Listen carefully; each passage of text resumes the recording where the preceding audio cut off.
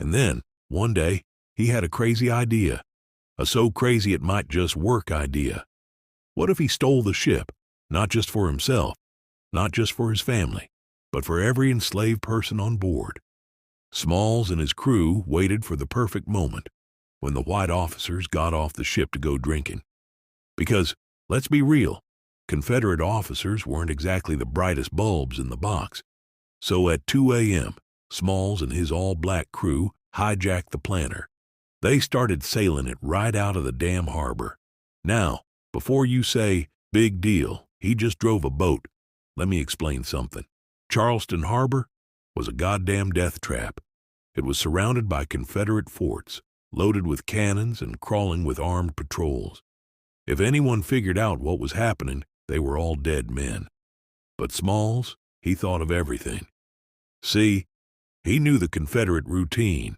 He knew the hand signals, the horn blasts, even the right hat to wear. That's right, he put on the Confederate captain's hat and faked his way through 3 checkpoints. 3 times Confederate lookouts saw him, gave him the signal, and let him pass. Because why the hell would they suspect a slave was stealing the damn ship? Now here's where it gets intense. They still had one more obstacle, Fort Sumter. This was it, the last checkpoint. If they were caught, boom, cannons, game over. So what does Smalls do? He takes a deep breath and gives the final Confederate signal. The fort lets them through. And the goddamn millisecond they were clear, they dropped the Confederate flag and raised a white sheet. Because now, they had to sprint for Union waters before the Confederates figured out they'd just been robbed. Robbed and outsmarted by a slave, in the middle of their own damn war. As the planter barreled toward the Union blockade, Smalls didn't blink. He knew that if the Union Navy didn't recognize their signal, they were going to get blown out of the water. But they saw it, and when Smalls pulled up alongside the Union ship, he tipped his hat, looked the officers in the eye, and said, "Good morning, sir. I brought you some old U.S. guns, sir." What a damn legend.